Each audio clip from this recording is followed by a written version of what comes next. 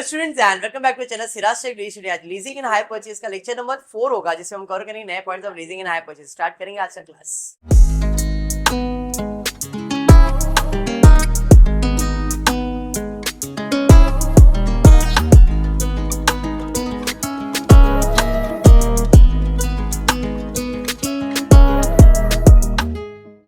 अच्छा, in the previous lecture मैंने आप लोग को लीजिंग के कुछ सम्स करवा दिए।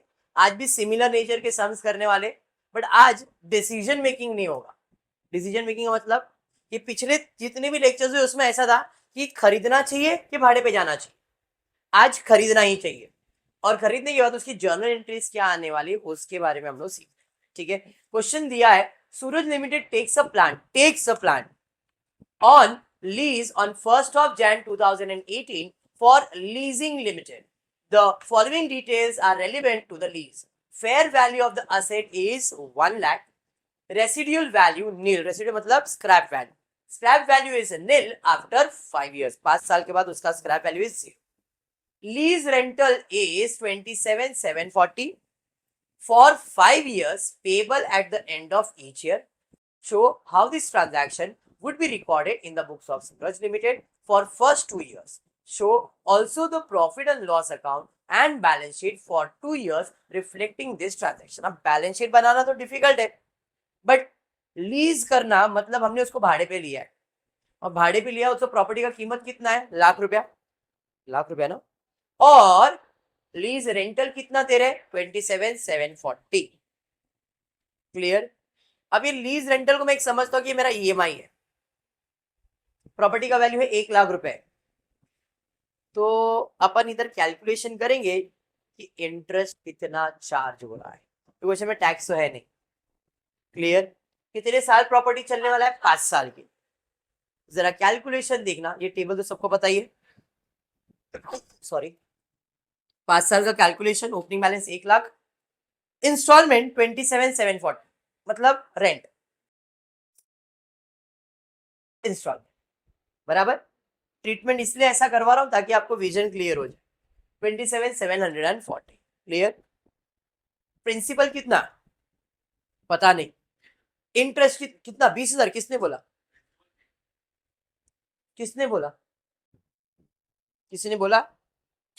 ये जो ईएमआई होता है इसके अंदर इंटरेस्ट भी होता है और प्रिंसिपल भी होता है, तो ये जो है इंक्लूडिंग प्रिंसिपल इंक्लूडिंग ये, वो इक्वल तो हो ही नहीं सकता है। अगर मैं हर बार 20-20 दूंगा तो 7,740 अपना इंटरेस्ट। ऐसा किसने बोला? फ्लैट इंटरेस्ट भी रहेगा तो 80,000 का सेम परसेंट सेम आ जाएगा क्या?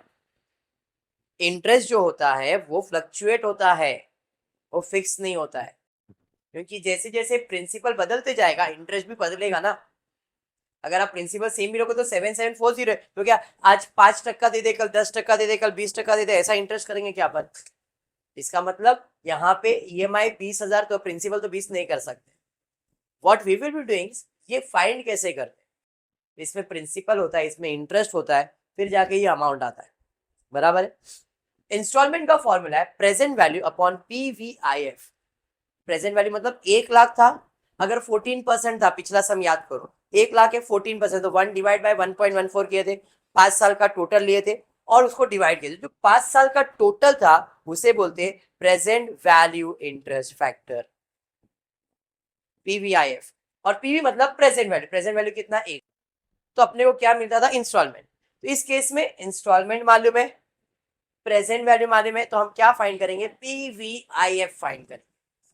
27 बराबर क्रॉस मल्टीप्लाई, तो इधर पीवीआईएफ का वैल्यू आ जाएगा डिवाइड करके 3.605। अब ये कैसे आता था? 1 divide by something percentage equal to करते थे। 5 साल बोला है तो आया नहीं, तो ये परसेंटेज तो मिल नहीं सकता है। उसके लिए एक टेबल होता है जिसका नाम है पीवीआईएफ टेबल। आपको एग्जाम में डायरेक्टली वैल्यूज दे देंगे, नहीं तो टेबल देंगे। ठीक है, 90% आपको वैल्यूज दिया जाएगा। कितने साल का कैलकुलेशन चाहिए? 5 इयर्स। 5 इयर्स पे अपने को देखना है कि ये जो 3.605 है वो किधर सेट हो रहा है? 12% पे। समझ में आया? समझा? तो अपना इंटरेस्ट का रेट कितना है? लॉजिक क्लियर हो गया यहां तक? पक्का। अब इंटरेस्ट मिल गया है तो बाकी सब कैलकुलेशन तो हो जाएगा। 1,00,000 का 12% कितना आएगा? 12,000। 27 में 12 इंटरेस्ट है तो प्रिंसिपल कितना हुआ? समझा भी? बस ये प्रॉब्लम का ये ट्विस्ट है, बाकी जर्नल एंट्रीज पे जाएंगे। डन यहाँ तक? तो 1,00,000 में से 15,700 माइनस करेंगे 84,260, जो इधर का क्लोजिंग उधर का ओपनिंग। अब इस पे कितना परसेंट? तो 12% कैलकुलेट करो कितना आ रहा है? 10,111 बराबर है। तो ये प्रिंसिपल कितना हो जाएगा? 17,269, इसमें से माइनस किया ना, बराबर है। बैलेंस है 66,631, उधर का क्लोजिंग इधर का ओपनिंग आ जाएगा। अरे हाँ, 12% कैलकुलेट करो, 7996। प्रिंसिपल अमाउंट आ रहा है तुमको यहाँ पे 19,744, माइनस करेंगे 48,887, क्लोजिंग बराबर है यहाँ तक। लास्ट ईयर में क्या करेंगे? जितना है उतना ही ये आएगा, और जो बच गया वो अपना इंटरेस्ट होगा। लास्ट ईयर में ये है बैलेंस रुपीज। ये समझ में आ गया? अभी तो दूसरा टेबल बनाने की जरूरत नहीं है, इधर से अभी जर्नल एंट्री सॉल्व करें। तो जर्नल एंट्रीज में सबसे पहले आप लीज करते हो, प्रॉपर्टी परचेज करते हो। अब यहाँ परचेज नहीं किया बट भाड़े पे लिया है, बराबर है। फिर भाड़े पे लिया तो भाड़े पे लिया, फिर भाड़ा दिया, भाड़े में इंटरेस्ट आया, ये सब का कैलकुलेशन, साथ ही साथ डेप्रिसिएशन भी दिखाना पड़ेगा। ठीक है, जरा देखते हैं एंट्रीज क्या क्या है। डेप्रिसिएशन तो आपको मालूम है, ओरिजिनल वैल्यू, स्क्रैप वैल्यू अपन एस्टिमेटेड लाइफ 20,000, बराबर है। चलिए सबसे पहला जो एंट्री क्या आएगा? भाड़े पे मशीन लिया है तो मशीन आ रहा है, मशीन अकाउंट पैसा जा रहा है क्या? नहीं, भाड़ा। तो एंट्री है कैश और बैंक, मतलब plant account debit to lease account, बराबर है। कितने का लीज लिया आपने? 1,00,000 का, 1,00,000 क्लियर। नरेशन कंपलसरी नहीं है, इसलिए नरेशन मैंने लिखा नहीं है, बट अगर नरेशन है तो नरेशन लिख सकते, being plant taken on lease for 5 years, तो इसका नरेशन ही आ जाए। ठीक है, इस पे हम दूसरा चार्ज करेंगे इंटरेस्ट। इंटरेस्ट मेरा एक्सपेंस है, इसलिए इंटरेस्ट अकाउंट डेबिट। किसके वजह से आया है इंटरेस्ट? लीज के वजह से आया है, तो एंट्री है interest account debit to leasing account. कितना इंटरेस्ट आया पहले साल में? 12,000, being interest charge on lease, समझाइए। साथ ही साथ और एक चीज आएगा, वो है फर्स्ट ईयर का डेप्रिसिएशन। अब डेप्रिसिएशन में मेरे लिए खर्चा है, तो depreciation account debit to plant account, ये प्लांट पे डेप्रिसिएशन होगा। कितना होगा? 20,000, समझाइए। हाँ, अब ईएमआई भरेंगे फर्स्ट ईयर का, भरेंगे तो पैसा जाएगा, रेंट भरेंगे ना तो पैसा जाएगा। तो टू कैश और बैंक, किसको दिया? लीजिंग को। कितना? 27,740, 27,740। जो एंट्री में पास करो ये हर साल करने का। ऐसे कितने साल के लिए बोला उसने?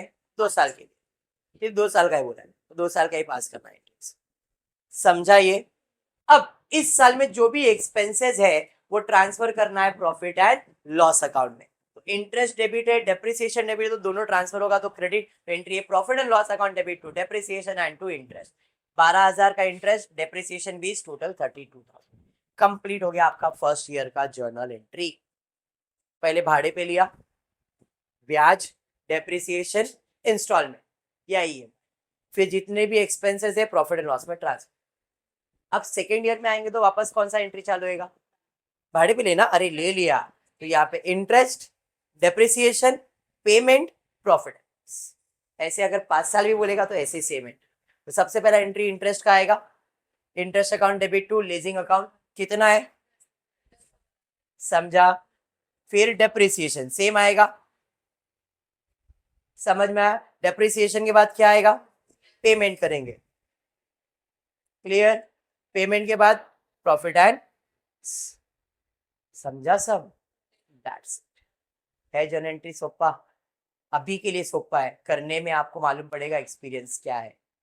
ठीक है क्या? तो नहीं, इससे हार्ड नहीं आता, इससे हार्ड नहीं है, एंट्रीज इतना ही है। ठीक है, पक्का। तो आज के लिए इतना ही करते हैं, नेक्स्ट लेक्चर में आगे के सम्स कंटिन्यू करेंगे। होपफुली वीडियो पसंद आया तो प्लीज वीडियो को लाइक कर देना, फ्रेंड्स ग्रुप में शेयर करना, चैनल को सब्सक्राइब करना। Thank you for watching the video.